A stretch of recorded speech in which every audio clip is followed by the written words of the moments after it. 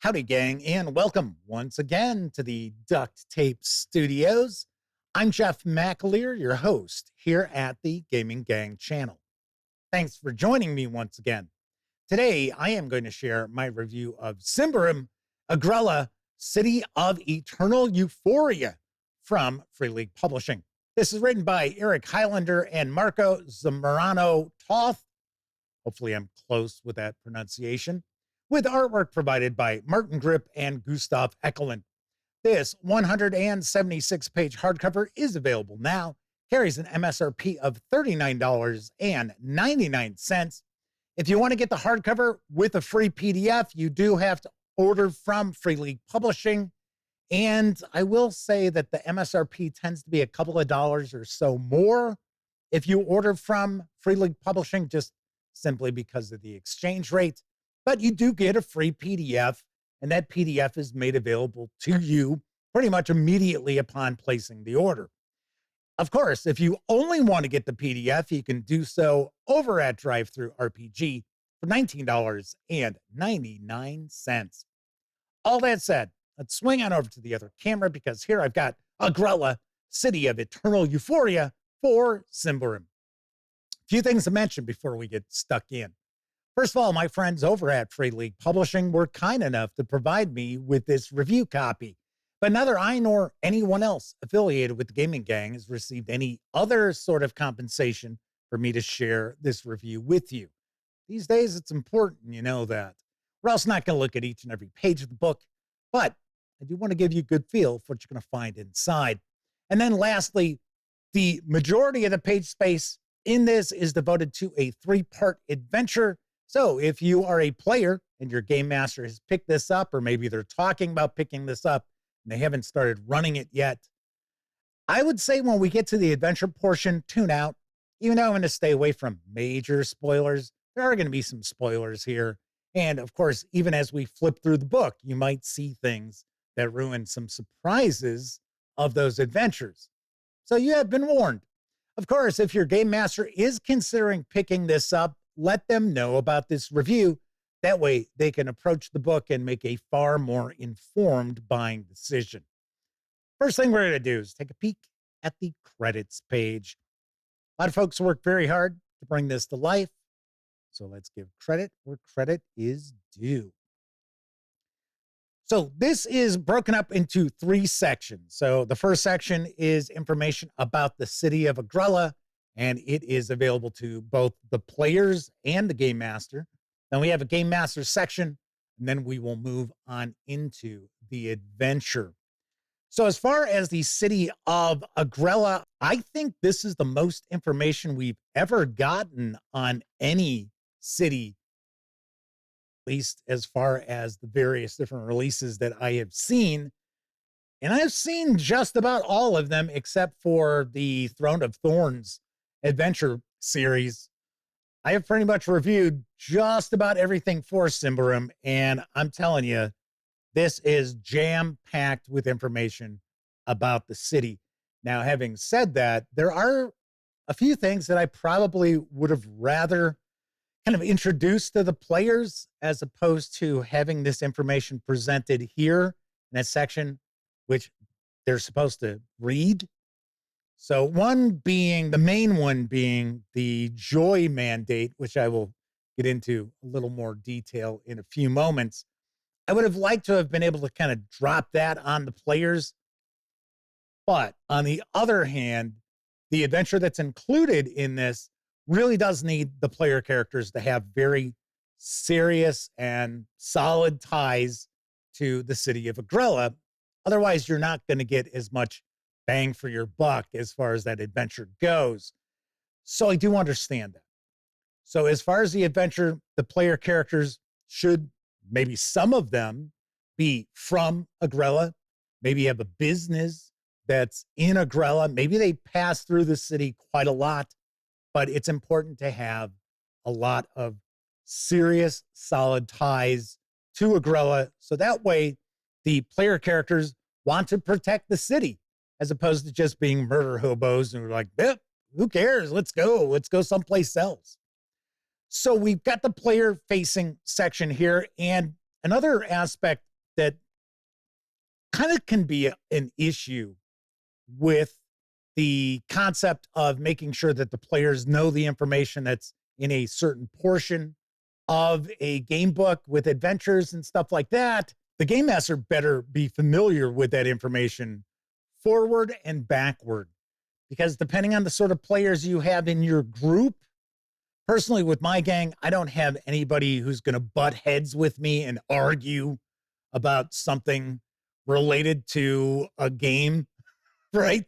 So I know there are people out there who, if the game master says something about the city of Agrella and it conflicts with what's in this book, and it's a section that the players have had an opportunity to read and memorize if they want, could be a problem. Could be a bit of a problem.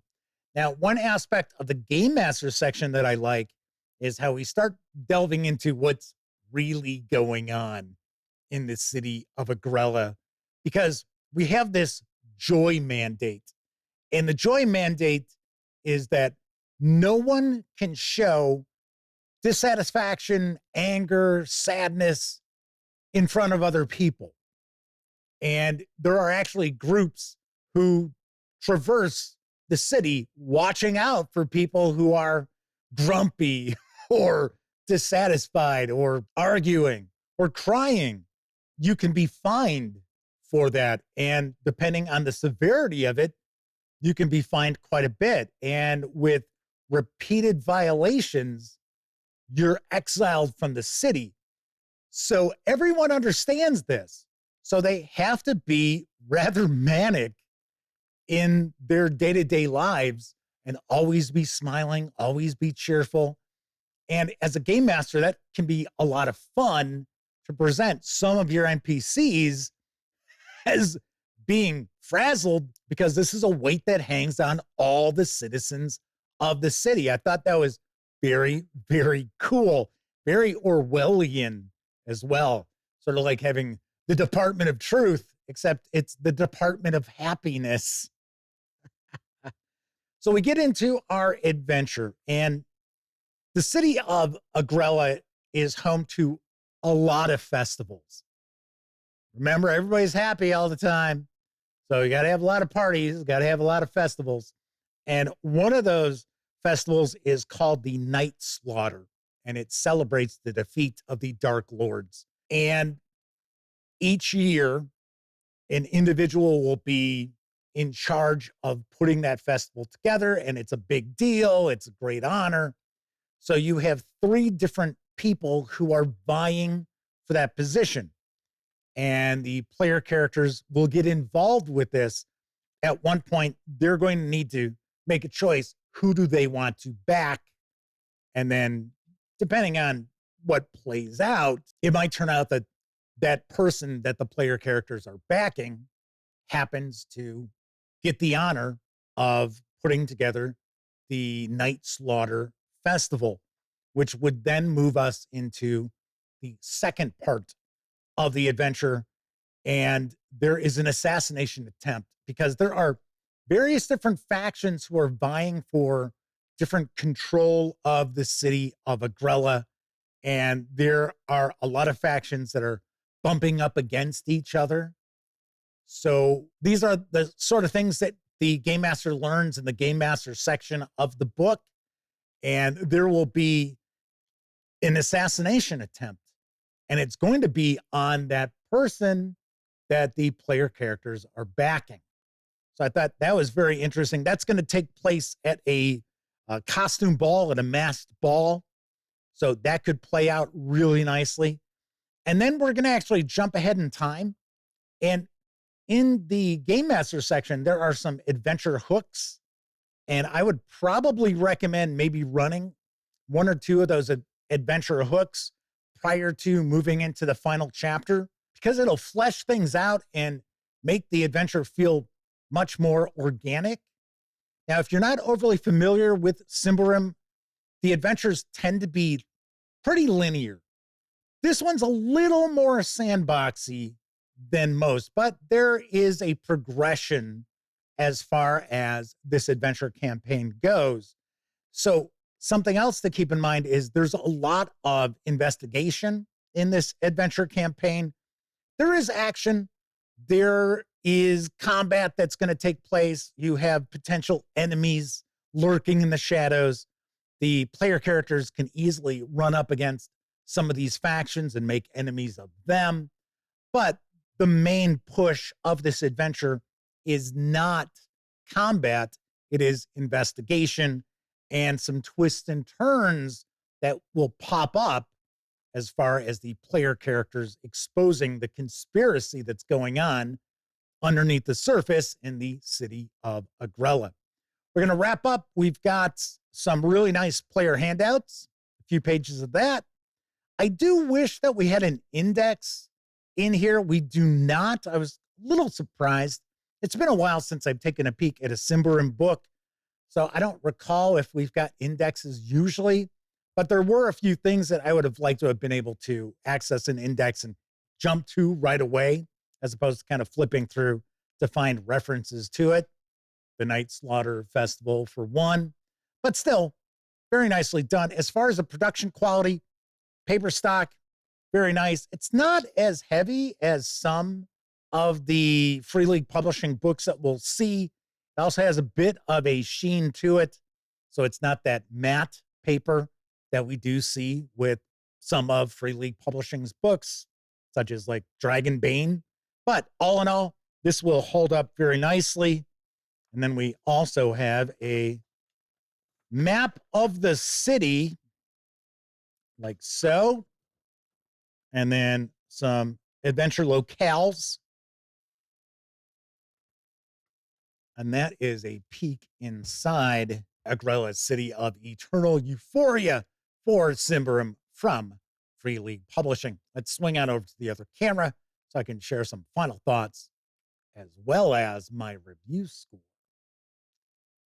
I like the adventure, but I do have to point out I run a lot of Call of Cthulhu, so I like investigative adventures. Now, there is plenty of action in the adventure. There's plenty of opportunities to cross paths with some rival factions. And I always enjoy faction play in role-playing games also. Something we actually don't get to see too much in Call of Cthulhu. As far as the information about the city of Agrella, I think it's really well done.